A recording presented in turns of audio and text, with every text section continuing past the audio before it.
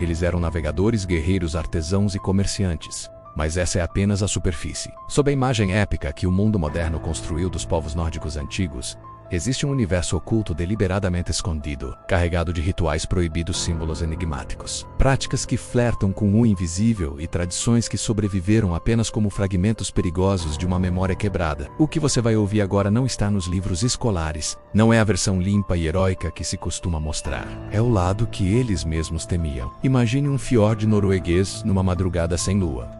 A água escura parece não refletir nada. O vento sopra como um lamento. No topo de uma pedra, um homem observa o vazio com os olhos semicerrados. No pescoço dele, um amuleto de prata torto, associado à prática chamada Sei, R, uma forma de feitiçaria que muitos temiam. Homens que praticavam Sei, R, eram vistos como figuras perigosas, desviantes, quase amaldiçoadas. Essa magia carregava um significado sinuoso, como se fosse algo que dobrava a realidade em segredo, e pelos relatos das sagas e textos medievais, ela parecia real demais para ser apenas superstição. Dizia-se que o Sei R permitia enxergar o futuro, manipular o destino dos inimigos, invocar espíritos, causar desespero à distância, e até interferir em batalha sem sequer tocar uma espada. Alguns historiadores modernos tentam explicar essas práticas como técnicas de hipnose, cânticos rítmicos ou estados alterados de consciência. Outros suspeitam do uso de substâncias alucinógenas. Mas o que intriga é que enquanto muitos povos deixaram apenas mitos, os nórdicos deixaram artefatos físicos que sustentam a presença de algo incomum. Entre as figuras mais misteriosas estavam as Velur, mulheres consideradas profetisas e praticantes profundas do Sei. Em vários túmulos foram encontrados bastões longos de ferro,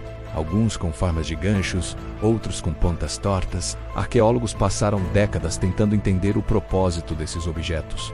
Seriam espetos de cozinha, ferramentas de tecelagem, instrumentos musicais? Mas as sagas eram diretas. Esses bastões eram instrumentos de magia, usados em rituais de transes e previsões. Para os povos nórdicos, o destino era um tecido, e as praticantes do Sei R manipulavam esse tecido como se puxassem fios invisíveis. Os mistérios não terminam aí. O alfabeto rúnico, que tanta gente imagina conhecer bem, também escondia camadas secretas. As runas não eram apenas letras, eram forças. Existiam runas para guerra, runas do terror, runas de proteção absoluta, runas de morte. E o mais curioso, existem inscrições encontradas por arqueólogos que não correspondem a nenhum conjunto rúnico conhecido. São símbolos que não aparecem em nenhum manuscrito, nenhuma pedra registrada, nenhuma saga. Parecem códigos destinados apenas aos rituais. Algumas dessas inscrições aparecem em contextos assustadores, como túmulos isolados, armas enterradas longe do corpo ou amuletos quebrados ao meio como se tivessem sido usados até o limite.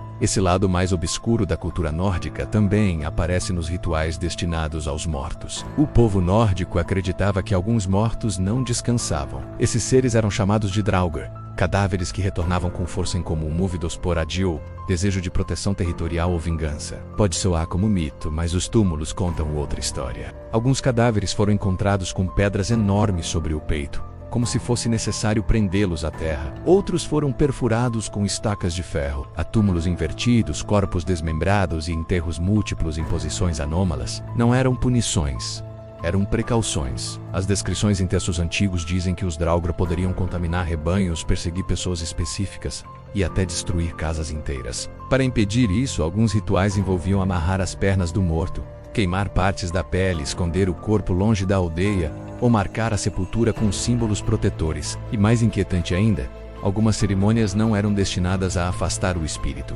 mas a consultá-lo. As Velur entravam em transe sobre túmulos, supostamente conversando com ancestrais para obter visões e respostas. Restos de plataformas de madeira encontradas sobre algumas sepulturas confirmam exatamente o tipo de estrutura descrito nos textos antigos. As práticas místicas também envolviam cânticos chamados Gauder, sons hipnóticos construídos para induzir estados mentais alterados. Eram repetitivos, profundos, perturbadores. Não existia a prática de escrevê-los. Era proibido registrar Gauder. O poder residia na voz, não no símbolo. Hoje, músicos e pesquisadores tentam reconstruir esses cantos. Pessoas expostas a essas reconstruções relatam sensações estranhas, ansiedade repentina e visões rápidas. Talvez seja sugestão, talvez seja ritmo, ou talvez seja algo que atravessa a mente de forma que ainda não entendemos. Se você aprecia mergulhos em temas assim, vale a pena deixar seu like, porque isso ajuda muito o canal a continuar trazendo histórias que poucos conhecem. Outro ponto profundo do pensamento nórdico era a crença no Ragnar,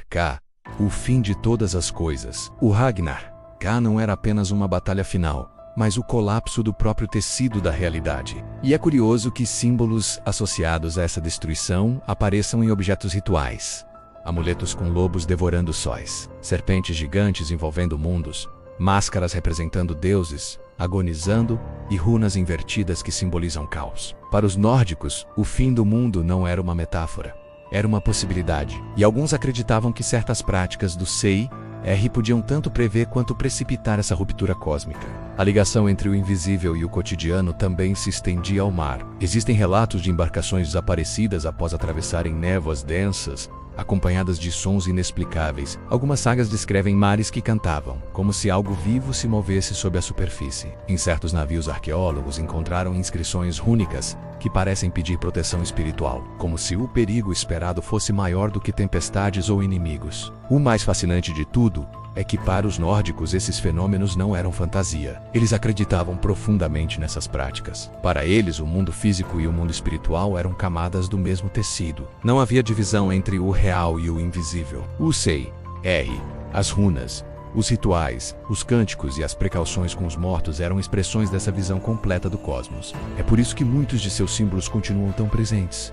Foram enterrados profundamente, mas não desapareceram. Hoje, quando arqueólogos encontram amuletos quebrados, bastões de magia, inscrições impossíveis e túmulos marcados por precauções incomuns, é como se os povos nórdicos estivessem nos lembrando de algo.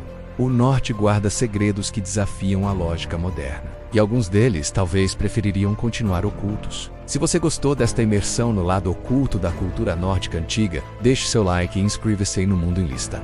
Muito obrigado por assistir e até o próximo mistério.